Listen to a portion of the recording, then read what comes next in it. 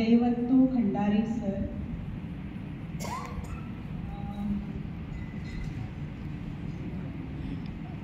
Wankhede sir, मोहनो Wankhede sir, सभ्य जना अभिवादनी, सभ्य मानविकाचं नवबुद्धाय जयवीन करू मी. माझा आजचा विषय आहे, अखिल भारतीय पाली भाषा परिषदेमध्ये अभिजात पाली भाषा हा विषय ठेवलेला आहे. त्यामध्ये अनेक सबटायटल आहेत आणि त्यामधील मी घेतलेला आहे पाली भाषेचा मराठी भाषेवर प्रभाव. पृथ्वीवर मानवी जीवनाच्या उत्क्रांतीतील सुरुवात झाल्यानंतर अनेक बदल हळूहळू केले गेले. एखाद्या प्राण्यापासून प्रज्ञावंत मनुष्य विकसित होईपर्यंत प्रदीर्घ कालखंड निघून गेला.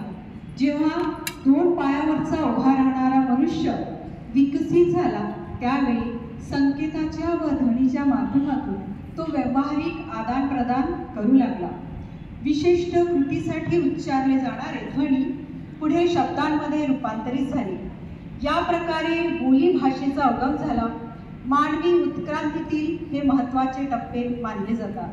यामुळेच मनुष्य आपले सामाजिक जीवन नियंत्रित करू लागला.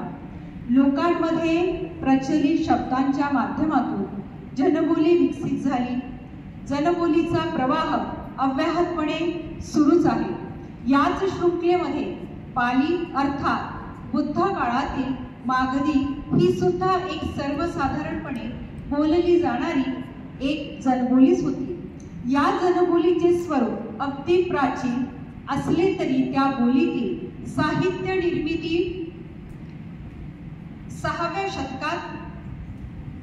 शतकात घडून आली. या बोली भाषेविषयीच्या व्याकरणकार कच्छायन म्हणतात की सा मागधी मूल भाषा नर यायादी कप्पिका ब्रह्मा तो चस्सू तालापा संबुद्धा चापी भासरी. मागधी ही तीच मूळ भाषा आहे ज्यामध्ये प्रथम कल्पाचे मनुष्य बोलत होते, जी ही अश्रुत अवचनांच्या शिशूंची मूळ भाषा आहे आणि ज्यामध्ये बुद्धाने आपल्या धर्माचे मूलतः उपदेश केलेला आहे. यावरून लक्षात येते की पाली ही तीच मूळ भाषा आहे ज्या बोलीचा प्रवाह मानवी उत्क्रांतीशी जोडलेला आहे. याच भाषेमध्ये तथागत बुद्धांनी सम्यक संबोधीनंतर सलग 45 वर्ष आपला धर्मोपदेश केला. आचार्य बुद्धघोष यांनी सुद्धा विशुद्धी मग्गामध्ये मागधी काय सब्ब सत्तानं मूल भाषाय अर्थात संपूर्ण प्राण्यांची मूळ भाषा मागधीमध्ये असे कथन केलेले आहे. यावर सुद्धा हे स्पष्ट होते की बुद्ध काळातील मागधीचे अर्थात पालीचे स्वरूप हे अतिप्राचीन होते, म्हणून सर्वत्र या भाषेला मूळ भाषा म्हणून ओळखले जाते. या बोलीचा विकास आपल्याला हळूहळू झालेला दिसून येतो. भारतासारख्या विशाल देशात बुद्धवाणी पसरल्यामुळे या भाषेचा सुद्धा प्रचार प्रसार घडून आलेला दिसतो. त्यामध्ये कालानुरूप अनेक बदल घडून आलेले दिसतात. हे भारतीय भाषा तज्ञांद्वारे सुद्धा अधोरेखित करण्यात आलेले आहे. भारतीय भाषांच्या विकासक्रमात 3 अवस्था प्रकर्षाने दिसून येतात. पहिली म्हणजे प्राचीन भारतीय आर्य भाषा युग वैदिक काळापासून तर 500 इसवी सनापर्यंतचा. दुसरा आहे मध्यकालीन भारतीय आर्य भाषा युग 500 इसवी सन ते 1000 इसवी सनापर्यंतचा. आणि तिसरा आहे आधुनिक भारतीय आर्य भाषा युग 1000 इसवी सन पासून तर आतापर्यंतचा. यापैकी प्रथम आर्य भाषा युगात ऋग्वेदिक साहित्य आढळून येते. यामध्ये सुद्धा बोलीचा प्राचीन प्रवाह दिसून येतो. हाच बोलीचा प्रवाह मध्यकालीन भारतीय आर्य भाषा युगात मागधी बोलीच्या रूपाने ओळखला जातो. या काळात मागधी, अर्धमागधी, सौरसेनी, पैशाची अशा विभिन्न प्रवाह आढळून येतात.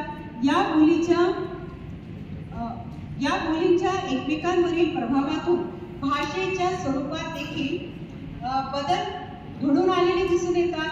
मध्यकालीन भारतीय आर्य भाषा युगाचे भाषाशास्त्रीय दृष्ट्या 3 स्तर दिसून येतात, जसे पाली तथा अशोकाच्या धम्मलिपीची भाषा हा कालखंड इसवी सन पूर्व 500 ते इसवी सन 1 पर्यंतचा मानला जातो. बोली भाषेच्या संदर्भात काही लाक्षणिक बदल झालेले दिसून येतात. अशोकांच्या धम्मलिपीतील अभिलेखांमध्ये या प्रकारचे बदल दिसून येतात. त्यांच्या साम्राज्यात उत्तर, दक्षिण, पूर्व, पश्चिम येथील शिलालेखांमध्ये आपल्याला हे क्षेत्रीय बदल झालेले दिसून येतात. प्राकृत भाषांचा कालखंड हा दुसरा होय. हा इसवी सन 1 ते इसवी सन 500 पर्यंतचा मानला जातो. या कालखंडात अनेक उपरोक्त बोलींचा विकास झालेला आढळतो. या काळात सुद्धा क्षेत्रीय प्रभाव बोलींवर होत राहिला. तिसरा आहे अपभ्रंश भाषा आहेत. या भाषांचा कालखंड इसवी सन 500 ते इसवी सन 1000 पर्यंतचा मानला जातो. या काळात भारतात क्षेत्रीय राज्यांचा प्रभाव असल्यामुळे अपभ्रंश भाषांचा विकासाला चालना मिळाली. या अपभ्रंश भाषा त्या त्या प्रदेशातील लोकभाषाच होत्या. अर्थात असे म्हणता येईल की प्राकृत भाषांमधूनच अपभ्रंश भाषांची निर्मिती झाली आणि याच अपभ्रंश भाषांमधून हिंदी, मराठी, गुजराती, बंगाली, पंजाबी इत्यादी अनेक उत्तर भारतीय भाषा अस्तित्वात आल्या. त्याच बोलींचा प्रवाह आजपर्यंत प्रवाहित राहिलेला आहे. यावरून स्पष्ट होते की पाली भाषा सर्व आधुनिक भारतीय भाषांची जननी राहिलेली आहे. मराठी भाषेवर आता पालीचा प्रभाव कसा झालेला आहे? मी खूप फास्ट वाचते कारण वेळ कमी आपल्याकडे. पाली साहित्याच्या प्रभावात अनेक अपभ्रंश भाषेची निर्मिती झालेली आपण बघितली आहे. साहित्याच्या दृष्टीने प्राकृतमध्ये 4 प्रमुख प्रवाह दिसून येतात. एक आहे मागधी, अर्धमागधी, सौरसेनी आणि महाराष्ट्री. काही विद्वानांच्या मते महाराष्ट्री हे संभवतः सौरसेनीचे उत्तरकालीन रूप आहे असे काही विद्वान मानतात. प्रसिद्ध प्राकृत वैयाकरण वररुची यांनी सुद्धा आपल्या प्राकृत प्रकाश या ग्रंथामध्ये महाराष्ट्री भाषेचा उल्लेख केलेला आहे. यावरून महाराष्ट्रीचे प्राचीनत्व सिद्ध होत असताना आधुनिक विद्वान मात्र मराठी भाषेला भारोपीय भाषाकुल म्हणून संबोधित करतात आणि युरोपीय भाषांचा प्रभाव स्वीकार करतात. मात्र प्राचीन भारतीय बोलींचा आणि त्यांच्या विकासाच्या अवस्थांचा अभ्यास केल्यास स्पष्ट दिसून येते की मराठी भाषा ही सुद्धा भारतीय बोलींच्या प्रवाहातून विकसित झालेली आहे. अन्य भाषांचा त्यावरील प्रभाव ही एक स्वाभाविक बाब आहे. अनेक बोली आणि भाषा बोलणारे लोक स्थलांतरित होत असतात. त्यामुळे नवनवीन भाषांचे शब्द स्वीकारले जाऊन बोली भाषेचा प्रवाह विकसित होत असतो. हेच लक्षण आपल्याला मराठी भाषेच्या संदर्भात सुद्धा दिसून येतात.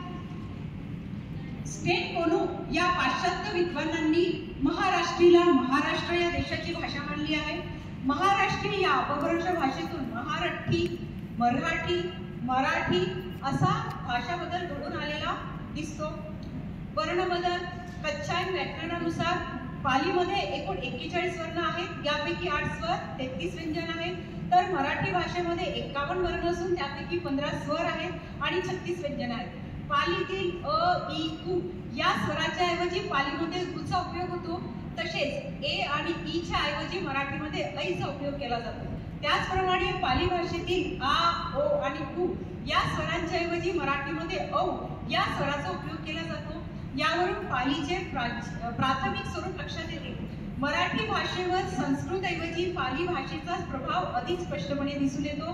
पाली भाषेप्रमाणेच मराठी सुद्धा संस्कृत मधील दीर्घ स्वर ह्रस्व होतो तर ह्रस्व स्वर दीर्घ होतो. ही विशेषता पालीचा प्रभाव दर्शविते. अनेक मराठी बोलींमध्ये सुद्धा पाली भाषेचा प्रभाव स्पष्टपणे जाणवतो.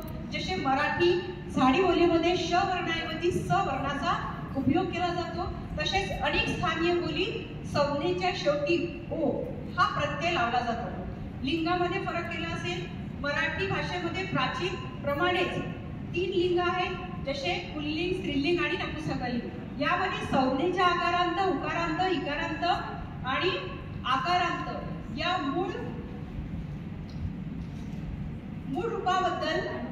रूपावरून त्याचे प्रत्यय लागून लिंगरूप संज्ञा उपयोगात आणली जाते. वचनामध्ये सांगितले जातं की पाली भाषेप्रमाणेच मराठीत देखील 2 वचन आहेत, एकवचन आणि बहुवचन अर्थात अनेक वचन. यामध्ये अनेक संस्कृत प्रमाणे द्विवचन असते. यावरून सुद्धा मराठी भाषेवरील पालीचा प्रभाव स्पष्ट जाणवतो. शब्दांमध्ये पाहिल्यास पाली भाषेप्रमाणे मराठी भाषेत सुद्धा शब्दांचे 5 प्रकार आहेत, जसे संज्ञा, सर्वनाम, क्रियाविशेषण आणि आणि अव्यय या शब्दांच्या प्रकारानुसार पालीमध्ये जसे प्रत्यय लागतात त्याचप्रमाणे मराठी सुद्धा प्रत्यय लागून शब्दाच्या वाक्यातील अर्थ प्रकट केला जातो. संधी पाली भाषेप्रमाणेच मराठी सुद्धा 3 प्रकारच्या संधी आहेत, जसे स्वर संधी, व्यंजन संधी आणि निग्रही संधी. समास सुद्धा यामध्ये आहेत. अव्ययभाव, कर्मधारय, तत्पुरुष, बहुब्रीही, क्रियार्थ आणि द्वंद्व समास. अव्यय जे आहेत पाली भाषेतील ते सुद्धा याच्यामध्ये आहेत. उपसर्ग, निमित्तार्थ, पूर्वकालवाचिक, तद्धितांत आणि रूढी किंवा निपात या 5 प्रकारचे अव्यय मराठी सुद्धा वेगवेगळ्या प्रमाणात केले जातात. यावरून असं लक्षात येते की पाली भाषेप्रमाणेच मराठी भाषेत सुद्धा सहज सोप्या पद्धतीने व्याकरण आलेले आहे. भाषेचे ओघवते स्वरूप हे बोलीच्या प्रवाहित स्वरूपाला दर्शविते. काही शब्द आलेले आहेत त्याच्यामध्ये. मराठी भाषेतील अनेक शब्द जसेच्या तसे पाली भाषेतील आलेले आहेत. जसं आहे तन. तन मराठीमध्ये तन म्हणतो आणि त्याचा भावार्थ जर घेतला तर त्याचा अर्थ होतो शरीर. नर नर, मनुष्य मनुष्य, मनुष्य मनुष्य, मनुज मनुज मनुज, नाग नाग, सर्प हत्ती, यक्ष यक्ष यक्ष, देव देव देवता, सिंह सिंह सिंह, गंधर्व गंधर्व गंधर्व, आलोक आलोक प्रकाश, संघ संघ संघ म्हटलं जातं. ओघ ओघ पुर, याचक याचक, भिकारी, वाणिज वाणिज व्यापारी, सूर्य सूर्य आणि सूर्य, कुमार कुमार कुमार, लोक लोक संसार, संसार संसार संसार, गाम ग्राम गाव, धम्म धर्म धर्म, प्रमाद प्रमाद आणि खुशी, दास दास आणि सेवक, भूपाल भूपाल राजा. असे अनेक शब्द मराठीमधून पालीमधून मराठीमध्ये दिसतात आपल्याला. जवळपास अ अक्षरापासून मी शब्द काढलेले होते, नुसते अ अक्षराचे जवळपास 150च्या जवळपास पालीचे साम्य मराठीमध्ये मला दिसलेले होते. तेवढे काय आपण इथे बघणार नाही कारण वेळ आपला झालेला आहे. या प्रकारे वरील शब्दांचा अवलोकनातून आपल्याला असे लक्षात येईल की पाली भाषेचा पूर्ण प्रभाव मराठी भाषेवर झालेला आहे आणि व्याकरणाच्या सर्व अंगांनी विचार केल्यास असता हा प्रभाव आपल्याला दिसून येतो. तसेच बोलीच्या अनुषंगाने सुद्धा हा प्रभाव लक्षात येतो. पालीच्या प्रदीर्घ बोलीचा प्रवाह हा आजच्या आधुनिक भाषांचा मूळ स्रोत आहे हेच लक्षात येते. मला इथे संधी दिली त्याबद्दल धन्यवाद. नमो बुद्धाय. जय.